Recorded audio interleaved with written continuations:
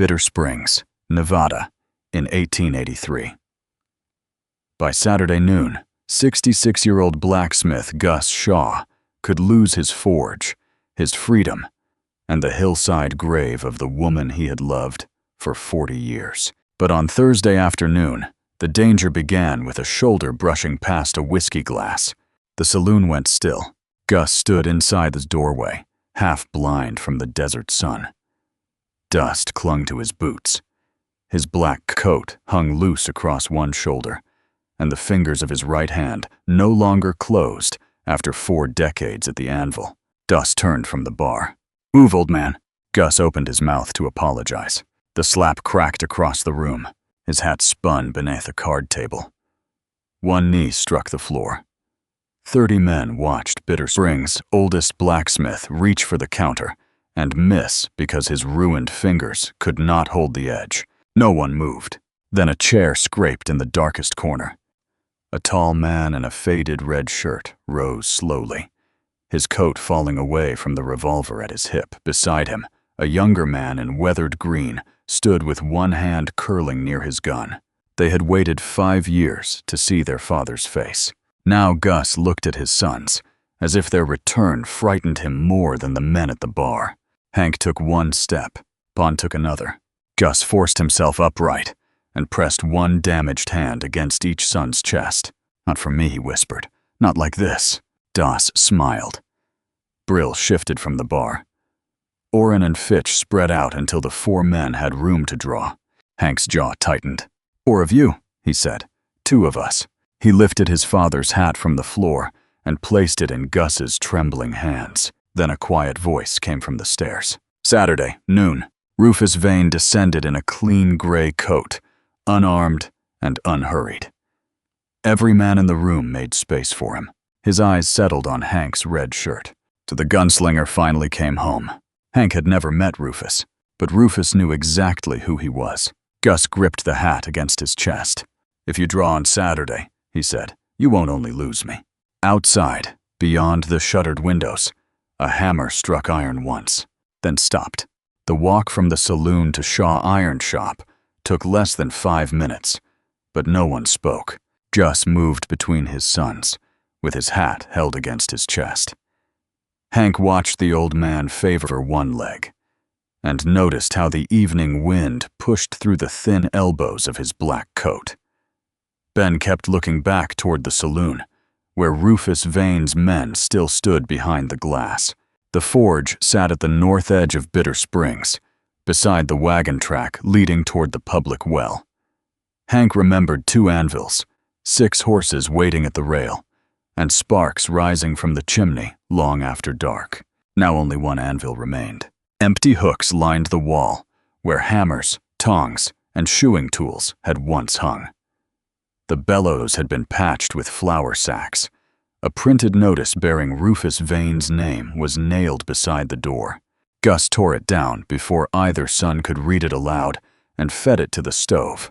Inside the house, Bun opened a cupboard and found 3 potatoes, a heel of bread, and coffee grounds drying on a plate. "You been living on this?" he asked. "I eat at Ella Moss's place." "How often?" 4 nights a week. Gus said he paid 10 cents a plate. Hank had seen the board outside the boarding house on his way into town. Supper cost 35. A knock came before he could answer. Ella Moss entered carrying a covered iron pot and a basket of biscuits. She was 35, plainly dressed, with sleeves rolled above strong wrists and dust on the hem of her skirt. She set the food down without ceremony.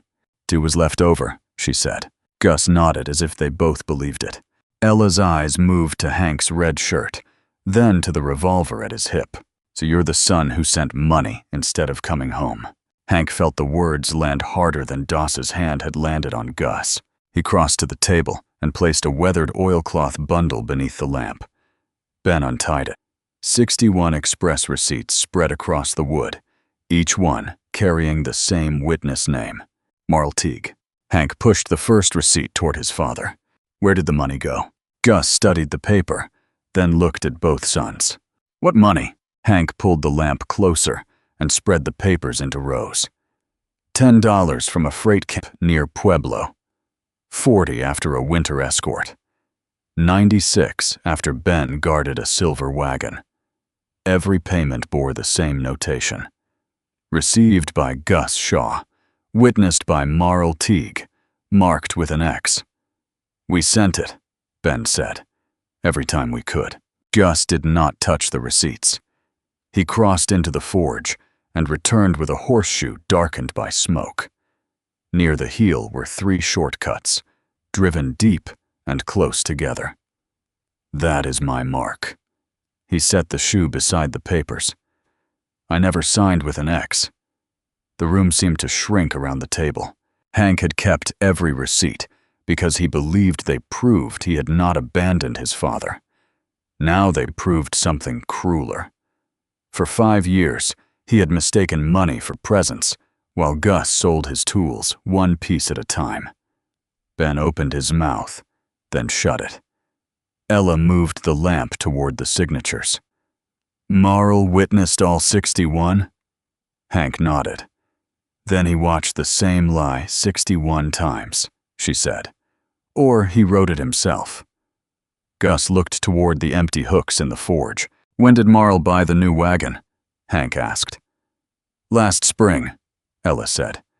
"Painted wheels, brass lamps. Cost more than that office earns in a year." She offered no comfort. Instead, she unfolded a town map and flattened it over the receipts. Pencil marks covered Bitter Springs, 19 properties in all. "Rufus Vane bought these since the first silver report," Ella said. "Some owners took less than the land was worth. The others, signed after Clay Bell, warned them a court fight would ruin them." Hank traced the marks with 1 finger. They did not form a circle around the mine. They formed a line. From Shaw Iron Shop, past Ella's boarding house, straight toward the public well and the cemetery above town. Ella placed her finger on the only 3 parcels Rufus did not own. "Your father's forge," she said. "My house." Then she tapped the well. "And the only water Bitter Springs has left."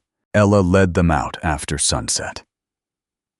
The public well stood behind the boarding house beneath a warped timber frame Gus had repaired twice that year. 6 families waited with buckets. A ranch hand lowered the rope until nearly all of it disappeared before the bucket struck water. No one complained. Complaining used water. Hank rested both hands on the stone rim. "How long has it been this low?" "Since June," Ella said.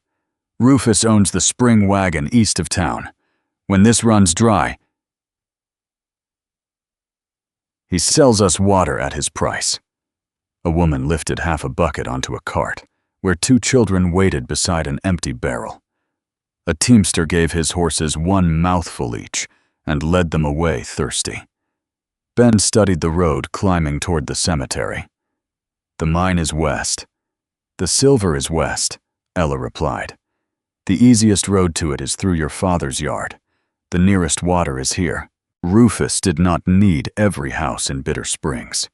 He needed the forge, the road across Shawland, and the well that kept men and animals alive. Hank looked toward Ella's boarding house. Steam no longer rose from the wash-house chimney. "You could leave." Her face hardened. "With what? 6 boarders, 3 families eating on credit, and horses that cannot travel without water. I could take you and Gus out tonight. That would save 3 people." Ella nodded toward the buckets. "What happens to the rest?"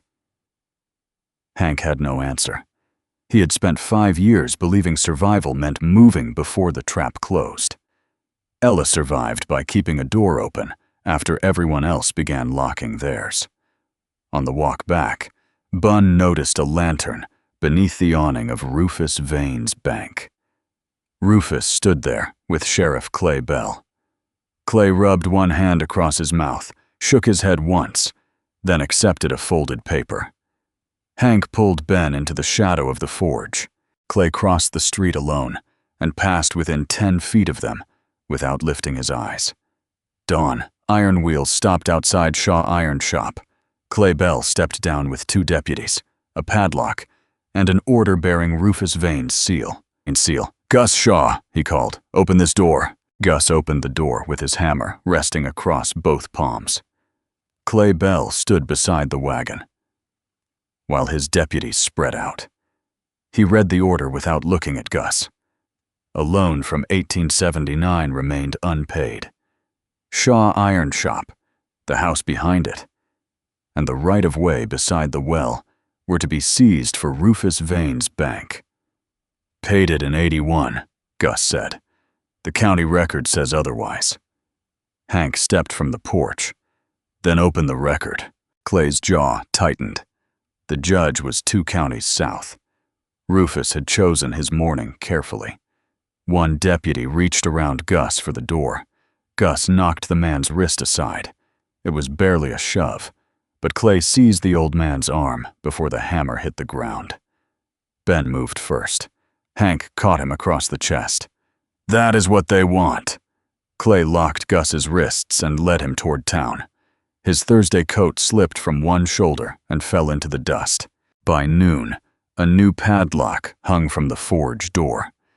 At the jail, Rufus offered terms through the bars. If Hank and Ben left Bitter Springs before dawn, Gus would be released Monday, and the seizure delayed.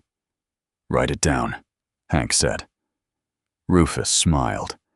A man's word should be enough. Ben waited until he was gone. 3 bars on the back window, old mortar. 2 horses could pull them free. And Clay would hunt us with a real charge. "Real?" Ben struck the wall. "That word belongs to Rufus now." 5 years of buried anger entered the room. Ben blamed Hank for leaving first. Hank reminded him that Ben had followed 4 months later. Gus rose from the cot. "Do not waste the hands your mother gave you." Ella stood outside the cell with Gus's coat folded over one arm. She looked at Hank. He is right. It was the first time anyone in Bitter Springs had trusted Hank to choose restraint over a gun. Gus gripped the bars. "Go back to the forge. Take down the long iron above my bench." "Why?" "Because Rufus has paper." Gus's damaged fingers closed as far as they could. "And iron remembers better." The long iron was 4 feet of scarred bar stock, black at the ends, and polished where Gus had handled it for 30 years. Hank carried it to the jail after dark. Ella brought the receipts. Ben stood near the window, watching the street as if trouble might arrive faster than truth. Gus reached through the bars and touched 4 deep cuts near the center. "Loan after the roof fire," he said. $400. Smaller marks followed, each one a payment to Edwin Vale. At the end of the row, a half moon had been punched through the iron. September of '81, paid in. Vale had carried the release to the county office himself. Gus remembered the red mortgage book because its leather cover had been scorched in the courthouse fire. "The paper should still be there," Hank said. "The paper can disappear," Gus answered. "The entry is harder to bury." Then his hand stopped over another set of marks. That spring, Gus had shoed horses for men, surveying the slope above Bitter Springs. They spoke freely around an old blacksmith they believed could not understand their maps. The richest silver vein did not end at Rufus's mine. It ran beneath the cemetery.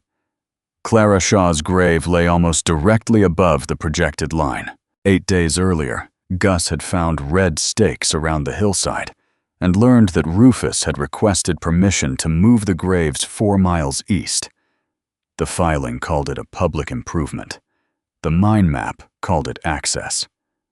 Rufus needed the forge road for ore wagons, the well for men and draft animals, and the cemetery emptied before federal surveyors fixed the boundaries. Ben's anger went quiet. The slap in the saloon no longer mattered. Gus wrapped both hands around the bars. "He can take the roof," he said. "He cannot touch your mother." A messenger arrived with Rufus's final offer. leave before dawn, and Gus would walk free Monday. Hank looked at Ella. She had already wrapped the iron in a blanket.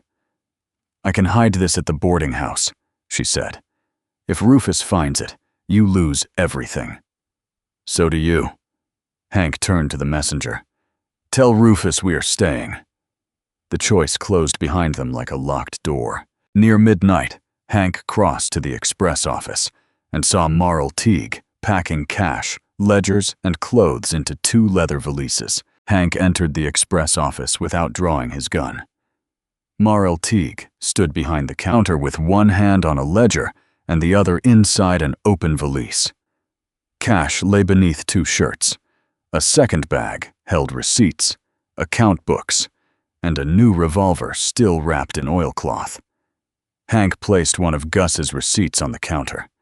"You witnessed this." Marl glanced at it and looked away. Hank added the other 60.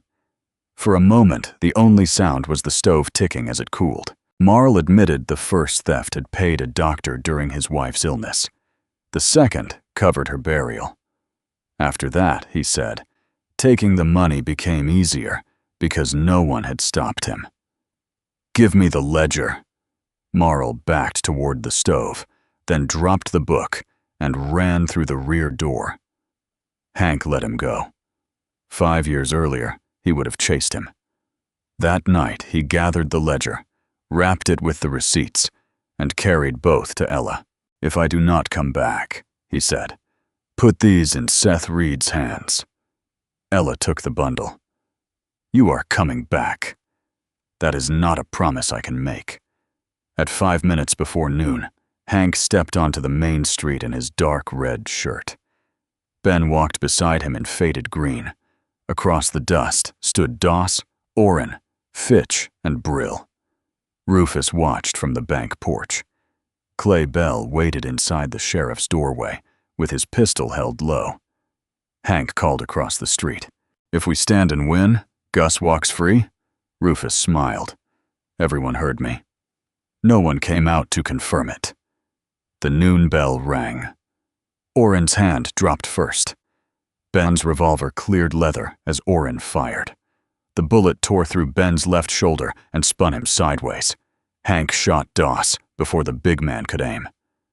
Ben fired from one knee and struck Brill as Brill raised his gun again.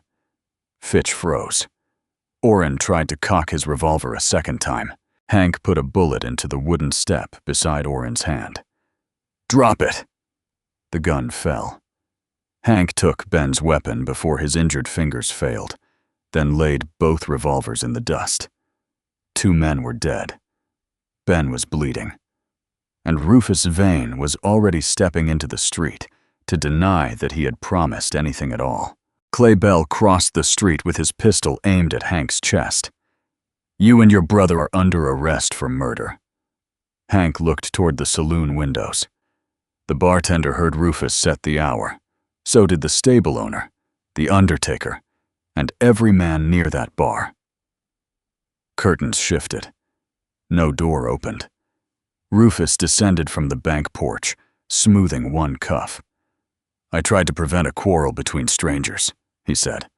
"The Shaw brothers arranged an ambush." Fitch agreed before Clay asked him. Orrin claimed Hank had fired first. Hank called the witnesses by name. One by one, their faces disappeared from the glass. Clay cuffed Hank, then fastened the second chain around Ben's uninjured wrist. They had survived 4 armed men and stopped when the danger ended. None of it mattered against a sheriff willing to write the lie first. Inside the jail, Ella cut Ben's shirt away from the wound. The bullet had passed through cleanly, but blood kept soaking the cloth against his shoulder. Gus sat between his sons on the narrow bunk. No one spoke of the bodies being carried from the street. Before Clay could arrange their transfer to the county jail, 6 riders entered Bitter Springs behind a wagon loaded with survey chains and boundary stakes. Deputy United States Marshal Seth Reed rode at the front. I was 60, spare through the shoulders, with white hair beneath a dust-gray hat.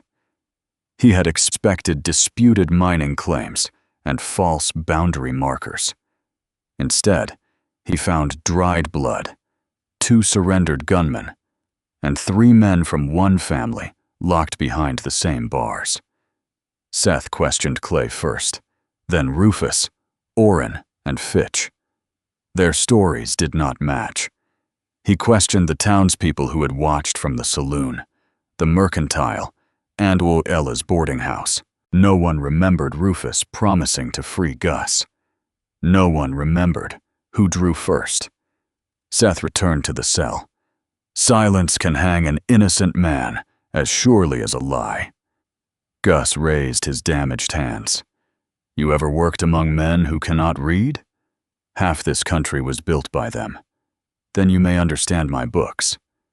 Outside, Ella stood in the street. The iron bar was wrapped in a blanket beneath one arm. Marl's ledger and 61 receipts rested beneath the other. Rufus watched her from the bank porch. Ella looked toward Hank once. Then she stepped forward. Seth Reed unlocked Gus's cell, but left Hank and Ben behind the bars. Ella carried the wrapped iron into the street. Townspeople followed at a distance, close enough to hear, and far enough to pretend they had not chosen a side. Gus laid the bar across 2 wooden crates. His hands shook until they touched the metal. Then they steadied. He began at the oldest end, 1 cut for iron bought, 2 for horses shod, a cluster of shallow marks for repairs promised through a hard winter. Near the center, he stopped at 4 deep grooves. The roof burned in 1879. Edwin Vale loaned me $400. His thumb crossed the smaller marks beside them. Every one of these is a payment. The half-moon punched through the final row meant the debt had been satisfied. Seth listened without interrupting. Where is the written record? Red mortgage book, Gus said. Scorched leather cover. Back room of the county office. Seth took Clay, the county clerk, and 2 survey men across the street. Rufus remained on the bank porch, but the calm had left his face. The red book lay beneath a stack of civil filings. On one page stood the original Shaw debt. On the reverse was Edwin Vale's signed entry from September 1881, paid in full.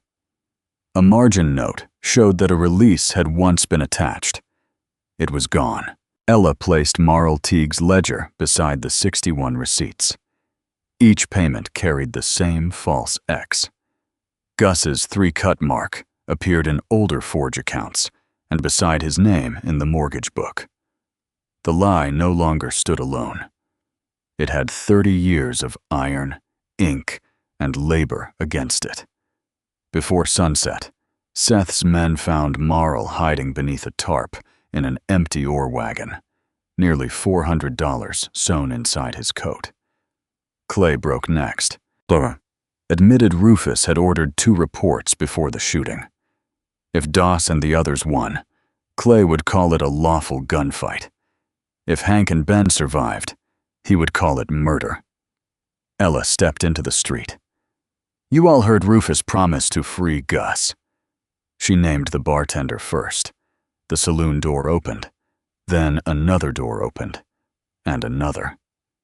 Bitter Springs began remembering the truth, one witness at a time. Rufus looked toward the cemetery road. Seth followed his eyes. The red stakes still stood around Clara Shaw's grave. Seth's survey men returned from the hillside after dark. Rufus's map placed silver beneath the cemetery.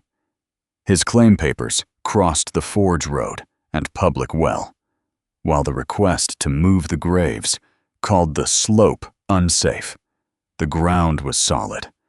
The lie was not. Seth arrested Rufus for fraud, conspiracy, and interference with mining records. Rufus straightened his gray coat and said Bitter Springs would regret standing in the way of progress. Gus did not answer. He watched the handcuffs close, then looked toward Clara's grave. The murder charges against Hank and Ben were dismissed after Clay confessed, and witnesses confirmed Orrin had fired first. Seth gave them no praise. "Two men are still dead," he said. "Self-defense may explain it. It does not make it clean." Hank accepted the words without lifting his eyes. Ben's shoulder healed badly. He could still use the arm, but never again with the speed he once trusted.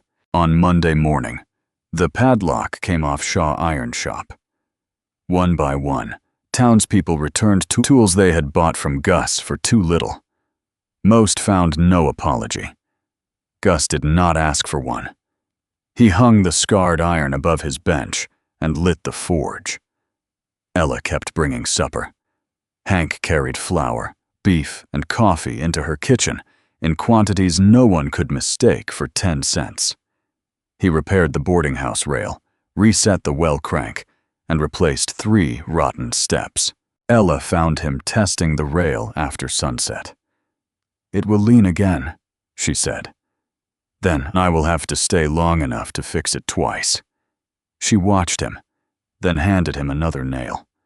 The following Thursday, Gus brushed his worn black coat and walked to the saloon. Hank went on his right in the red shirt. Bun walked on his left, one arm held close. Ella stood near the end of the bar, giving the family its silence without leaving them alone. Gus ordered 1 whiskey. He raised the glass toward the empty place where Clara still lived in his memory. 2 men had died. Bun carried a wound that would not leave. Bitter Springs would remember how long it had hidden behind locked doors. But when Gus set this glass down, no one lowered his head. For 11 years, he had raised that glass alone. On the 12th, his sons were home, and Bitter Springs had finally remembered how to stand. Thank you for staying with Gus, Hank, Ben, and Ella until the final glass was raised. Their story reminds us that courage is not always found in the fastest gun, but in the person willing to speak when everyone else remains silent. If this tale of family, sacrifice, justice, and second chances moved you, please subscribe and join us for more stories from the American frontier. And tell us in the comments, would you have opened your door and stood beside the Shaw family when Bitter Springs was afraid? Disclaimer: this is a fictional Western romance story inspired by life on the 19th century American frontier. Characters, events, dialogue, and dramatic situations are created for storytelling purposes. Historical settings and cultural details are researched for authenticity, but this video is not a documentary or a factual historical record.